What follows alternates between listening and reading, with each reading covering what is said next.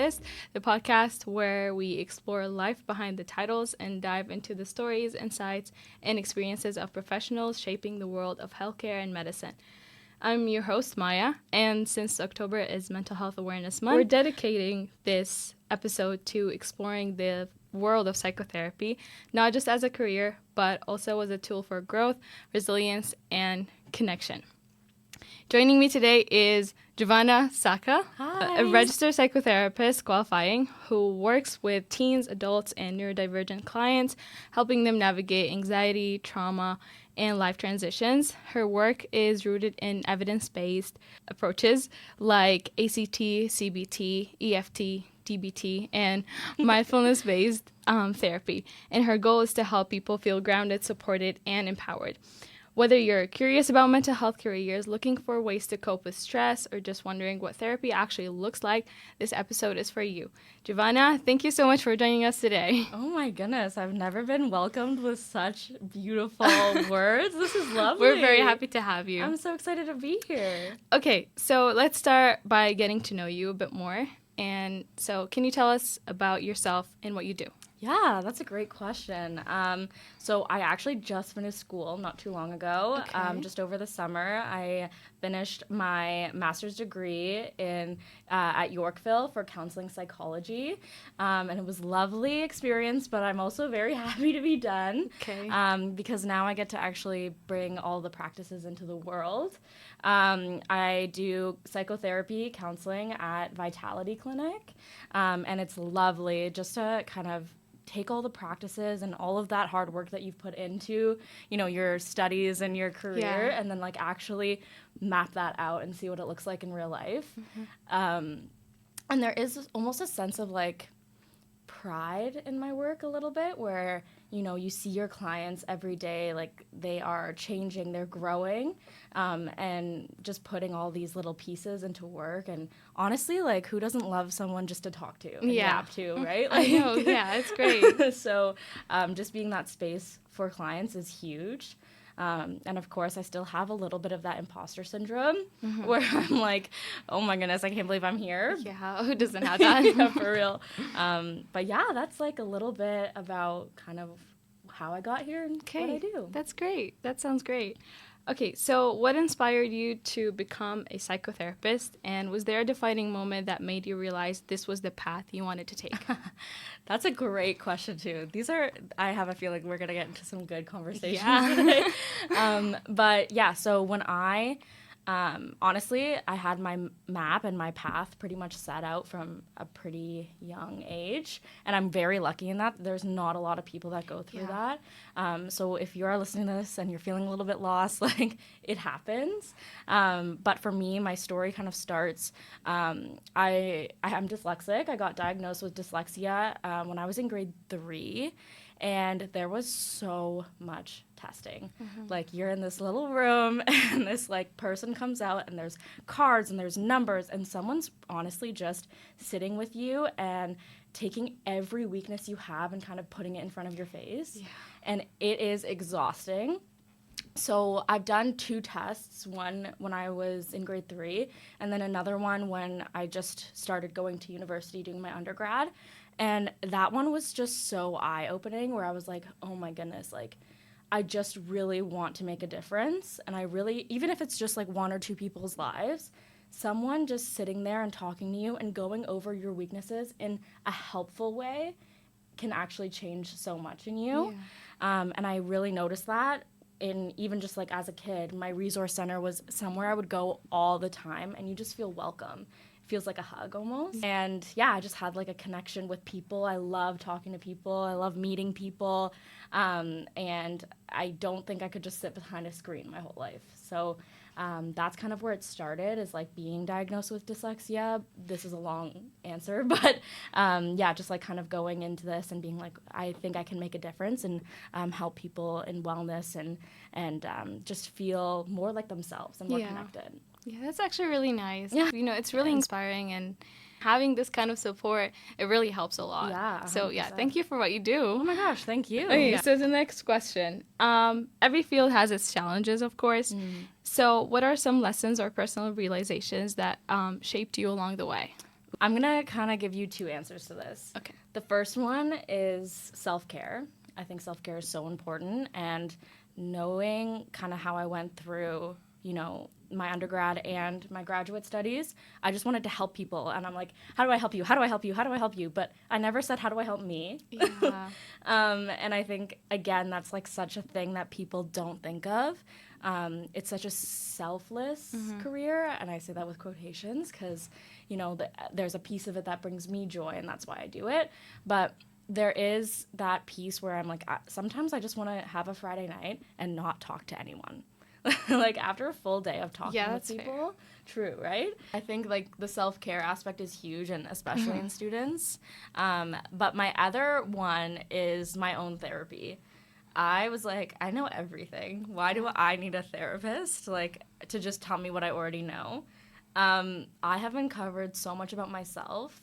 And there's like such a stigma, and I like even being in the mental health field, like I feel like I had my own stigmas again of just like I do it myself so I can fix myself. Yeah. That's such a thing. Like, oh, I can just fix it. I can just fix it. You can, maybe, and you fix it, and then what happens when it happens again, right? Like anxiety, depression, traumatic episodes in our life, these are all things that are going to come back. It's not just like a one fix, like, okay, I feel so much better now. It's like, this is going to come back again, so what happens when it does? And what are you going to do?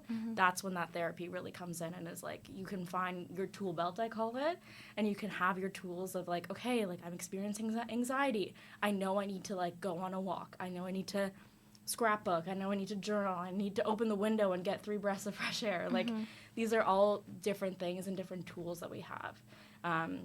And I was able to develop my own tools with my own therapist. So I loved that. That's great. I also like the tool belt analogy. Yeah, I love it. It's really nice. And yeah, like as you said, you feel like you know everything about yourself, and you're going to be able to like, you know, fix everything and all of that. But in reality, there's a lot about yourself that you don't know. Totally. Like, think about if you're a doctor and you have like a tumor. You're not going to do surgery on yourself. Like, how? Like, you're not going to open it up. It doesn't you're make not going to find sense. the tumor yourself. You can't do that. So why would that be any different for mental health? That's right. That's totally true. Facts. Yeah. I think a lot of people have a certain image of therapy from movies, social media, or TV shows. So what's one misconception you've often come across about psychotherapy or the therapeutic process? This is such a good question, because I find every time I'm watching a show or a movie and then there's like the, you know, counselor, therapist kind of setting, I'm like, oh God, here we go. And the first question, well, how does that make you feel? Oh. Yeah. This drives me insane. This is such a question that I'm like, I hate using in therapy myself. And everyone thinks that's just what it is, like telling someone how it makes you feel.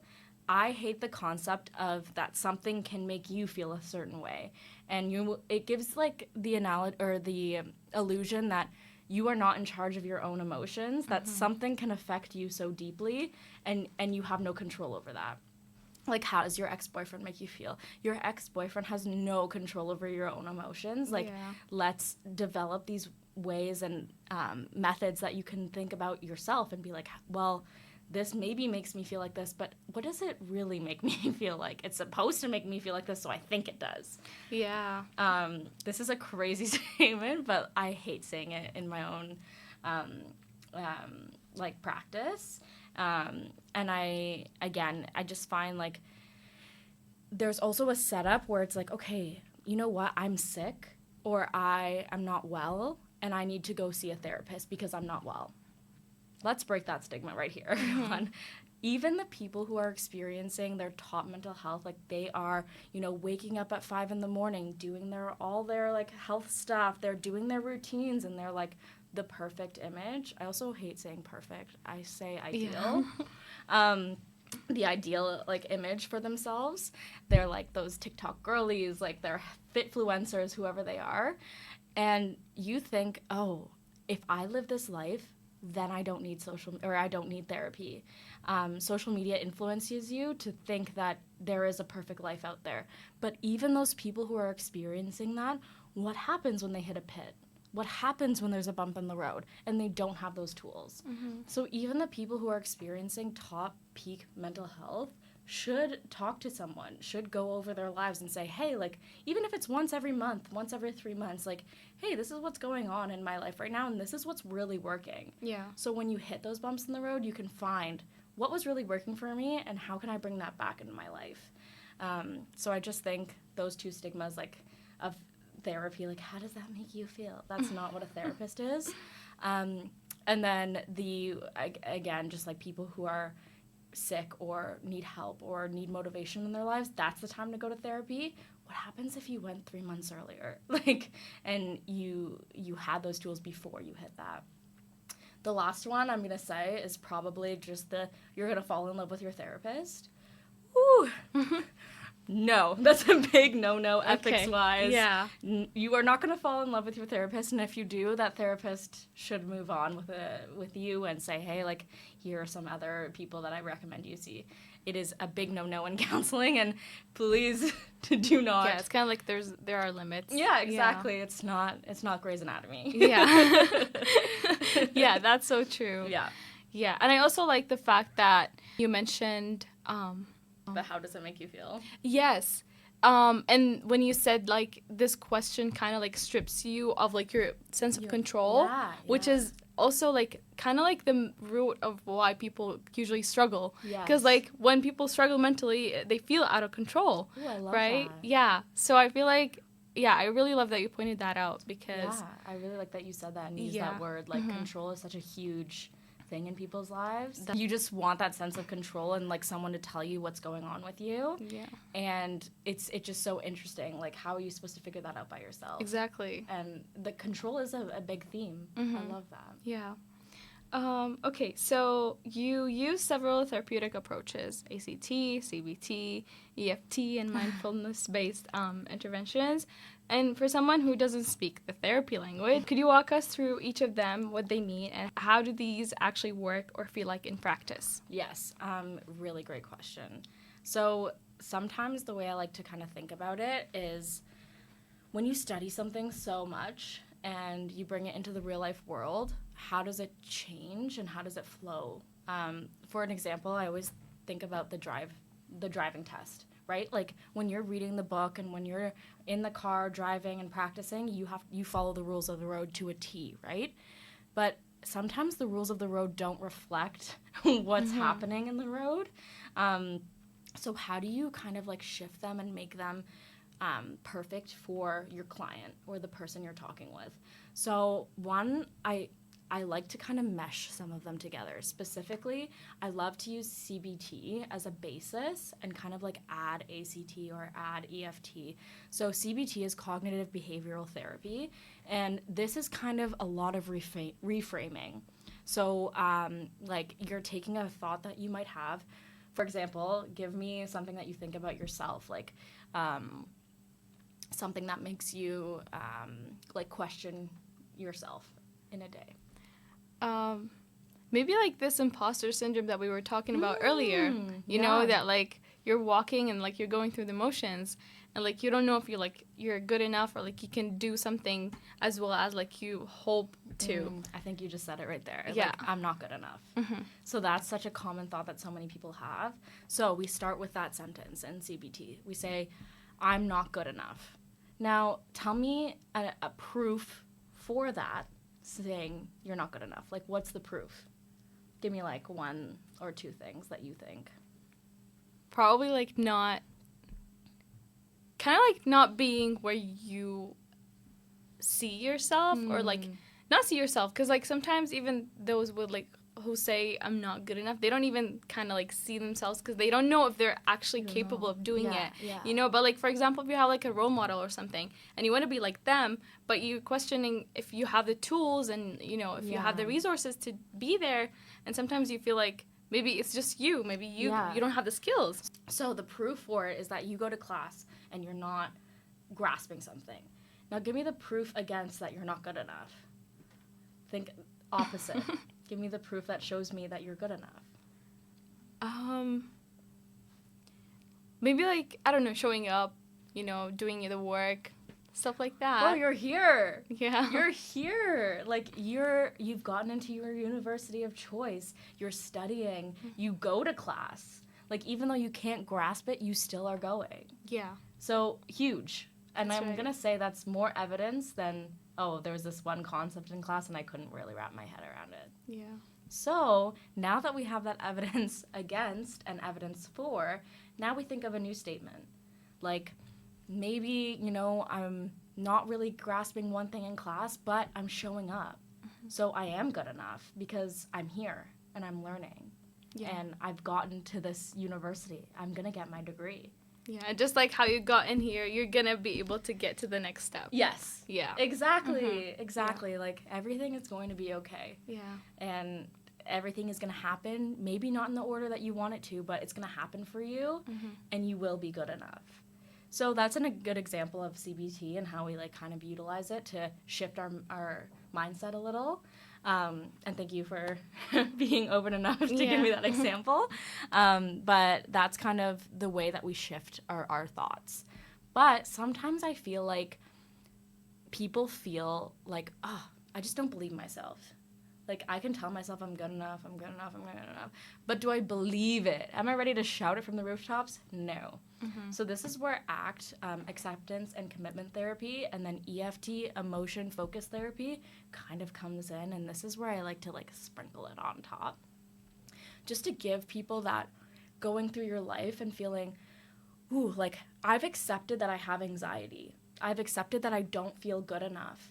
So where is that coming from? Where can I find that? Maybe when I'm late for class and I feel the tightness in my chest, as I walk around and everyone's staring at me and it's awkward, and maybe the prof stops talking while I walk to my seat.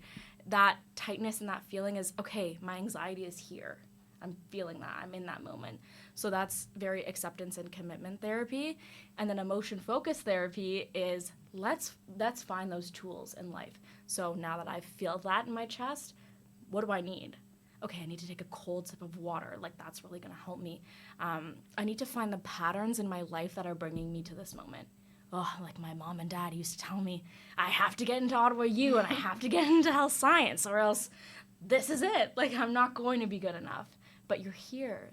But you need to kind of think of that and be like, wow, feel that gratitude. I'm here. And don't always think of the next step. That's a little bit where ACT and EFT come in. I won't go on and on because I could geek out and nerd out, but yeah. Okay, so since our theme this month is mental health, I really want to touch on how students, especially those studying in high-pressure fields or programs, can take care of their mental well-being.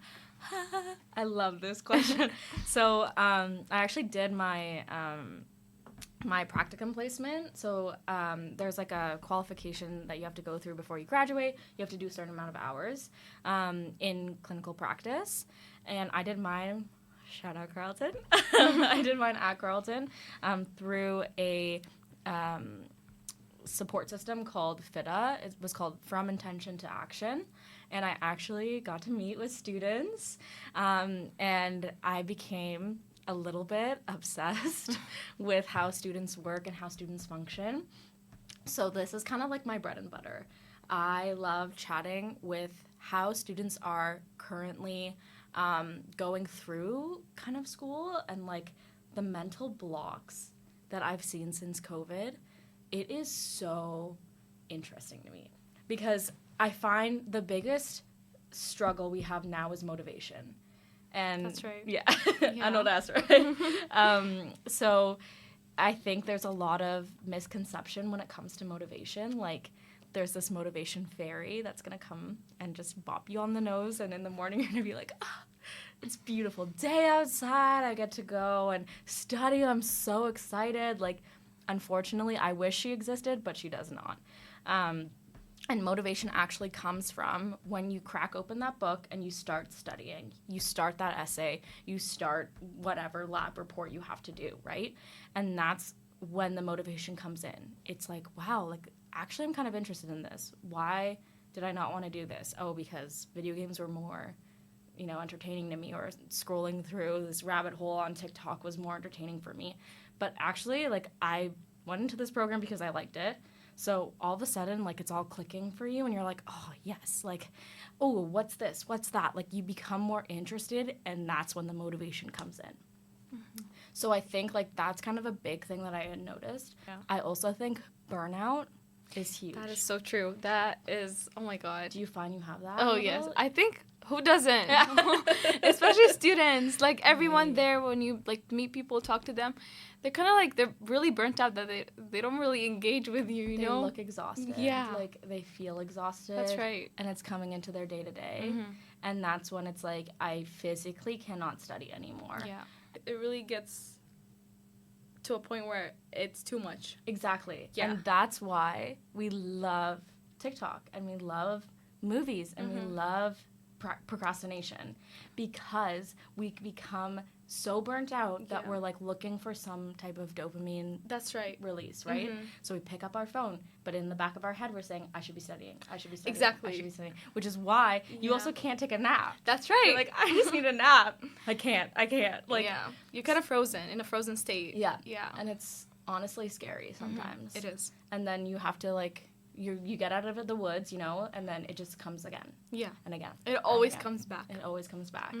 So what can we do to help us in those moments? I think that's the big question, right? Yeah, that's right. I won't give you all my deepest, darkest secrets. Okay. But I will. So in these moments, we need to find something, and we need to find a source to take care of us. We come back to that self-care. You are not going to find the answers in your TikTok, unfortunately. It's actually not a study resource, even though you want it to be so badly. You want to do something that's going to help your brain. These are where a simple 15-minute walk can actually change your life. Like, go outside. It's beautiful out. Like, we're experiencing fall. It's lovely. Yeah. We love October, Spooktober. Look at the houses. That house down the corner that has those cool decorations, walk by them. Just see what's up. So I think that producing oxygen to your brain and getting some type of physical activity in is more helpful than picking up your phone. So I had clients do reminders on their phone. So the reminders bar would, like, stick on their, like, the main screen of their phone, and it would stay there. Okay. So when they were like, okay, I'm going to go open up TikTok, they had to read, go outside and take a 15-minute walk. So this would bring some oxygen into their brain. Maybe they'd walk to the library. Maybe they'd sit down and open a book, and that's when that studying would come and the motivation comes and all of that fun stuff. One of my habits is just like the Nike just do it. Like, just do it. Just open the book and see what happens. Because we don't want to, and we're exhausted and we can't, but you actually can. Those negative words that you're saying in your brain, it's kind of like where the CBT kicks in. Like, I can't. What happens when you just do it? You did it. That's right. So you can, actually. Yeah. You just don't want to. Yeah, that's such a cool perspective to look at it from. Yeah. Especially, when you're like, oh my God, I can't do it, and, I don't know how to start, Totally. Or like, also, like, I don't know why we kind of expect the motivation to come from outside, even though it's from within. I know. That fairy. Where is she coming from? I don't know.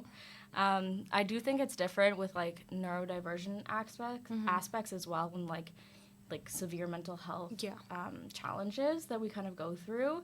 So it is different for every person, and that's why I, like, say you kind of, like, when you go through therapy, you leave with your own custom-made tool belt. Like, it can be whatever you need it to be, right? So I find with neurodivergent folks, sometimes it's the opposite. Sometimes I can't get them to stop studying. Like, they become a little bit like, oh my goodness, I need to know everything in this book, and then you're reading 5 chapters ahead. Of course, you're going to experience burnout. So sometimes there's that kind of mentality to it where I need to know everything, and you need to know less, maybe for this just one task. So this is, again, like, the cold water, like, this is more DBT kind of focus, but cold water kind of coming in and shocking your system and being like, okay, I need a break. Splash your face with cold water, do that ice challenge where you put the fancy water in the ice and you just splash your face with it, like, whatever it might be for you, that's what's gonna happen, right? Like, that's why it's your own custom-made tool belt. But I would say for, like, the average person, a brisk walk outside will actually help and will actually change the way that you're feeling. Okay, great. What does emotional growth mean to you? And how can someone start building resilience even when life feels heavy or overwhelming? Ooh, okay. Emotional growth. Yeah. This is huge. I think sometimes it's interesting because you don't expect your therapist to call you out on things, but you kind of ask yourself questions and you're kind of going through this and you're kind of understanding like, maybe it's me a little bit. Like maybe I have, you know, an ego that is just so huge, or maybe it's like I didn't understand that conversation I had with someone could have affected them in some type of way. So I think that's where the emotional growth piece kind of comes from in one aspect, where it's like you can realize, you know, other people have feelings and other people, you know, they might be affected by the things that you say, and that's probably why your relationship ended, or that's probably why, you know, that friend doesn't text you anymore. So kind of uncovering that is learning about yourself and growing emotionally. On another aspect, on the other side of it is like, I consider people's feelings so much. I'm like over the top, and I'm like, I sit in a room and I'm like reading and assessing everybody's thoughts and behaviors, like, oh, I can't say that because this person's going to be offended, and oh my goodness, like emotional growth in that case is like I can take a step back and realize I don't control people's feelings. They can feel any type of way that they want to, and me coming in and controlling those feelings is almost selfish, like in a weird way, like where it's actually very selfless because you care so much about other people, but thinking of it in a way that it's like I can't control you and your thoughts. That's growing emotionally as well, and finding those things in your brain that make you think. Sorry, I'm going to go on a little bit of a tangent here, but That's okay. These statements that we tell ourselves, I'm not good enough, I have imposter syndrome, I can't do that, I can't wake up, I can't study. Finding those statements that we're actually telling ourselves on a day-to-day, that actually is emotional growth. You found that thing that is driving your day-to-day. If I wake up every morning and I say I can't do that, I can't do that, I can't do that, odds are I'm not going to do it. Like, why would I even try if I think I can't? So that, to me, is like the deepest form of emotional growth, is finding those things, targeting them, and knowing when they come up, and then changing that behavior and adding routines and adding different things, using your tool belt. That is emotional growth. Yeah. Can I ask you a question? Yeah. What is emotional growth to you? Me? Yeah. Oh my God. Let me actually think about it. I think actually it's not trying to be too much in control. You know, that's also where you can leave some space for growth, you know, and like being open to like people's differences in feelings, emotions, thoughts, everything, you know. When you actually know who you are as a person, you don't care anymore what everyone thinks of you. And so that's, I think, is emotional growth. There's like a confidence aspect. Yeah. Like you become confident in yourself. Exactly. And you're like, I know what I want and what I need, but I also consider other people. That's right. Oh, that was beautiful. Yeah, thank you. Okay, so for students listening who might be unsure if they need therapy, how can someone recognize the signs that it might be the time to reach out for support? It's a Monday morning. Go to therapy. It's a Tuesday after. Go to therapy. Yeah. Go to therapy. It doesn't matter. Like, I totally understand, like, specifically for students, there are so many resources for you. Like, I don't know if you have any that you can think of specifically with Ottawa U, but there are so many resources for students to get therapy at a, you know, cheaper price, at, you know, volunteer. Like, when I was in my placement, I needed those hours. So those were free sessions that people could come in and for an hour each week talk to me, specifically for students, right? Like, so I think there's those aspects that you need to do a little bit of the work to try to find these like free or reduced, we call them sliding scale in professional practice, but, you know, talk to people and say, do you offer sliding scale? Like, instead of charging whatever it might be, can you offer me a little bit less because I am a student? So I think it's important to find those resources and kind of like go through them and see what you need specifically. But I think everyone should go to therapy. There doesn't need to be signs, especially in students. Like, the common thing is that you all struggle. That's right. That's how you make friends on campus, right? Like, you're going around, you're like, oh my gosh, I hate this class, I hate this professor, oh my god, me too. I had this experience, yeah, me too. I can't find a study room, yeah, me too. So, like, there are always going to be struggles as a student, and I've been there, I know. Like, I know what it's like to pull an all-nighter because, oh my goodness, I'm so overwhelmed, I'm so stressed. Like, you need to find those resources, you need to sit down. Find a counselor also that's going to help you with scheduling. This is such a small thing, but building a schedule actually can help you in your day-to-day so often, because you're planning out, like, hey, you know, this week I have biochem, I don't even know your courses, but this is, as an art student. Anatomy, physiology. Exactly. Those scary courses, right? Yeah. So sitting down and being like, okay, it feels overwhelming in your brain, but as soon as you write them down and you plan out a study schedule, it feels so much better. Yeah. Then you have to stick to that study schedule. That's the thing. Yeah, that's the tricky part. Yeah. So having someone that you meet with either once a week, once every 2 weeks, and say, hey, how's that schedule work? Someone to hold you accountable. Yes, exactly. Yeah. I think that's, like, huge. Again, that's, like, such a stigma to me that it's, like, only people who are, like, having panic attacks or can't don't wait until you're in crisis. Don't wait until you're in crisis. Like, go. Yeah. But on the other note of it, knowing that there's a stigma out there, it is, like, you can't sleep. Like, that's a huge thing. If your brain... This is something I say so commonly, but, you know, when you have, like, laptop struggles, you call Apple, and what do they say? What's the first thing that they tell you? Thank you for reaching out to customer support. You got it, yeah. But it's did you unplug it and plug it back in? Like, did you turn it off and turn it back on again? Yeah. Or think about how often your Wi-Fi goes out. Oh, yeah. Did you have to, like, reset it. And, yeah. Did you unplug it and plug it back in? Sleep is literally, did you unplug it and plug it back in? Oh, yeah. If you aren't sleeping properly, that is a huge sign. If you find that you have mental fog, you go through your day, you feel like you're in the Matrix a little bit, that is another huge sign. Appetite, it could be so many things, but those are the physical signs, those are the alarm bells that are going off in your body saying, hey, we need help, we need some sort of release. But truly, everyone needs their own tool belt, right? That's right. I agree. Yeah, 100%. And to make that own customizable tool belt, you need to sit down with a professional and help you build that. Yeah, I agree. Okay, so from your experience, what does it take emotionally and intellectually to thrive in this field? Ooh, like to work in it? Yeah. Ooh, what a good question. Let me think about that for a second. I think, like, there's a difference between a motivational coach and a therapist. Like, a motivational coach is, like, typically a little bit harsher on you, like, a little bit like, well, why aren't you doing that? Where to be a therapist, you need to be a little bit softer. And though they say, like, you know, you have to turn it off and turn it on, like, you need to feel some type of empathy. You need to have that in you where you feel like, whew, you're going through a lot right now. And you can't just say, you're going through a lot right now.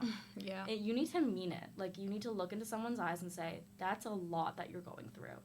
And if you don't have that empathy in you, your bond with your client isn't going to be the same.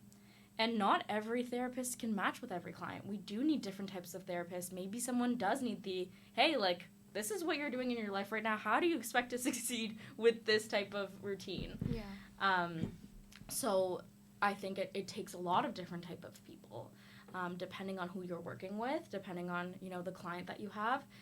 Because at the end of the day, the most important thing is that you have that bond with your client. That client-therapist bond needs to fit. It's kind of like a puzzle. Like, if I'm taking one of those, you know, the block puzzles. Yeah. If I'm taking, like, a triangle and I'm trying to fit it through the square hole, it's not going to fit. Yeah. So you need to find that match. You need to find someone who's like, yeah, like, they really listened to me today. And they, like, believed everything, every word, and they weren't second-guessing me. Just think about, like, what you would want, right? Like, you want someone to hear you. You want to have that hour with someone and be like, frig, I felt so heard. Like, oh, that feels so nice. Yeah, that's so right. So I think that empathy is important. I think structure is really important. Like, yes, the thing I did not really expect is the amount of paperwork. Oh, and the, like, back-end stuff. Like, you need to be prepared to go through some roller coaster rides, right? Okay. Like, especially working in trauma, like, I think if you want that type of route, you need to be prepared that you're going to hear some stories that might affect you, some stories that might sit with you for a couple days, some stories that you kind of had a similar experience.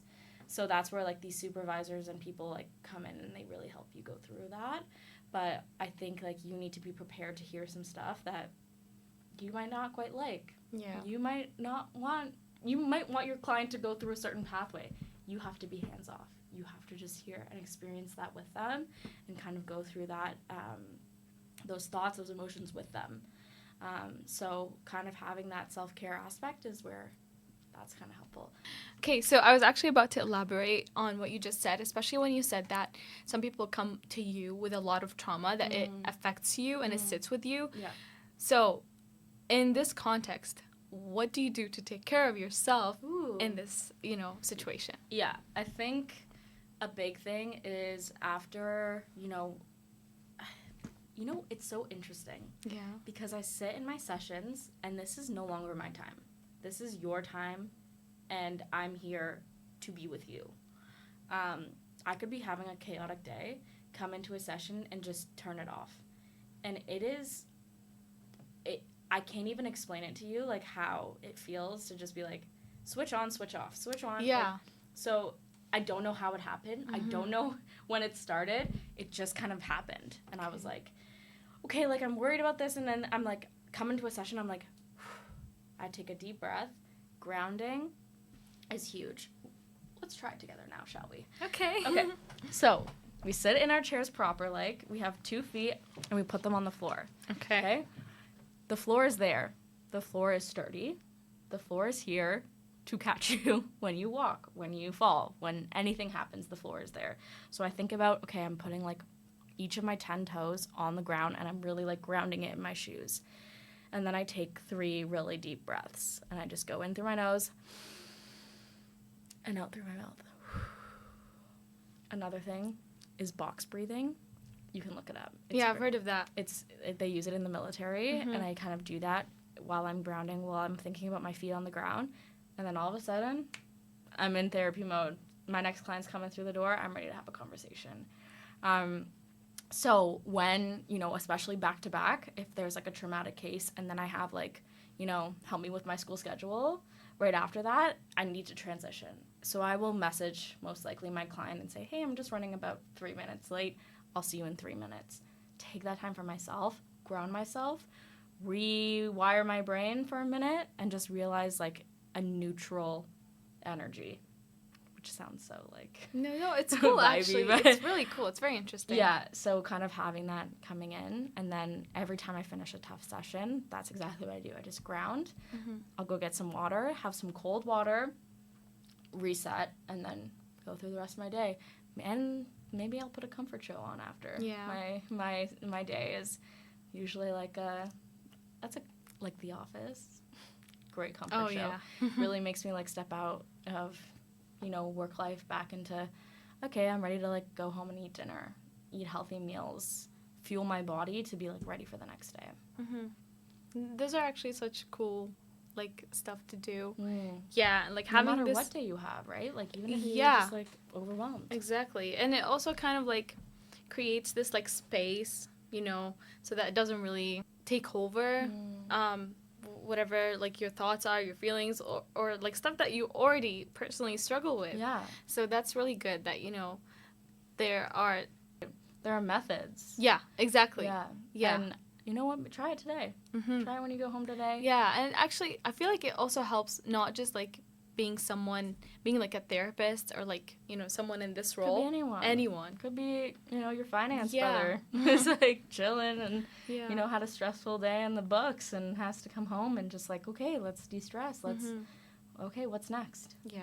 And that's how you, like, you have to get back to neutral to build up again. Yeah, that's right. What advice would you give to students who are interested in psychology or mental health careers but aren't sure where to start? Yeah, this is a great question too. Like, kind of working backwards, finding the program that you want to be in, You will have to do a master's program, like most, for specifically psychotherapists, you do require that. And psychiatrists, you require a doctorate program. So kind of working backwards, find the things that you want. Do you want to prescribe medication? Because that's not a psychotherapist, that's a psychiatrist.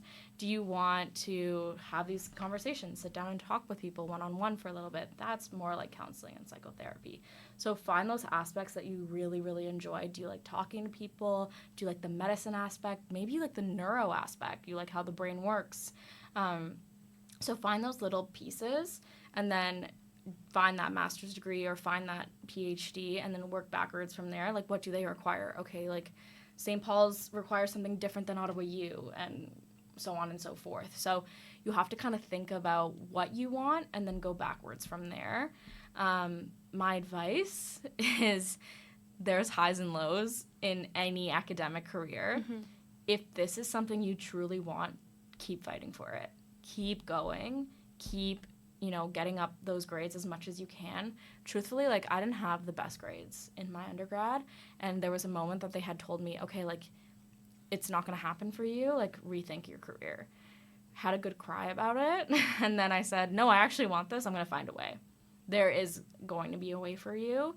And then in my master's, I'm like a straight A student. Yeah. So it's so interesting to see when you finally find that thing that clicks for you and you want to fight for it.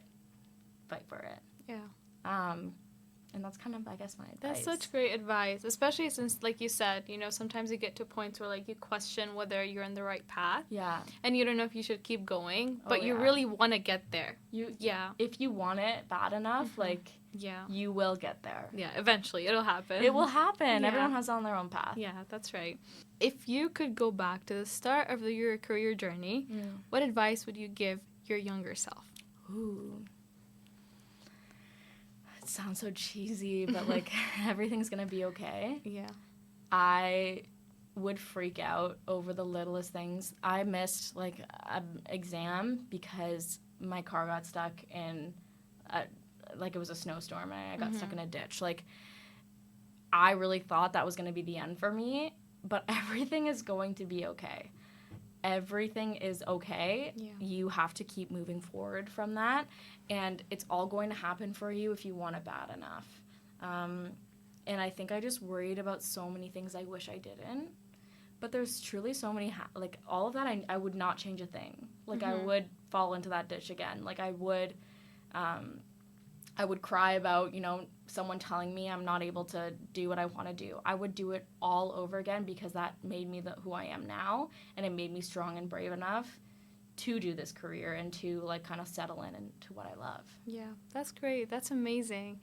And finally, what's one message you want to leave our listeners with, especially students navigating university stress and their own mental health journeys? Ooh. I've heard so many good pieces of advice in my life. I think I would honestly tell people, like, I think, again, the biggest thing that you tell yourself is I can't do it, or I'm not going to be okay, or I'm going to fail. And, like, why would I try something that I'm going to fail at? My thing is to just go for it and just, like, be excited because you can. Be excited because you can do it and you will do it. So find that excitement again. Like, think about the last thing you were super, super excited for. Like, maybe you were going on a trip or something, and that feeling that you're, like, so excited that you can't even sleep. I want you to find that in romanticize your day-to-day life. So you're like, I'm so excited for tomorrow when I get to ace my anatomy test, which is not an easy thing to do. Yeah. And maybe you might not ace it, but if you don't strive for an A+, and you strive for a B+, you'll probably get a C. Exactly. If you strive for the A+, you might get a B. Yeah. So be excited and find what you are excited about and follow that path. That's great advice. Thank you so much. Yeah, and I agree with you, especially if, like you said, you have to find that excitement so that if anything happens, you're going to fail at something, an exam or something, you have to be, like, keep being excited. Yeah. And, like, go forward. Just move forward. Okay. Even if you fail, you have a setback or whatever. Yeah. Yeah, eventually you'll get there.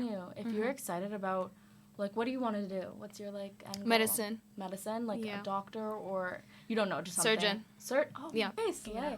So, you are excited about plastic surgery. Yes. You want to be in medicine. And every day, I want you to say that to yourself. I am excited and I want to be in medicine. Yeah.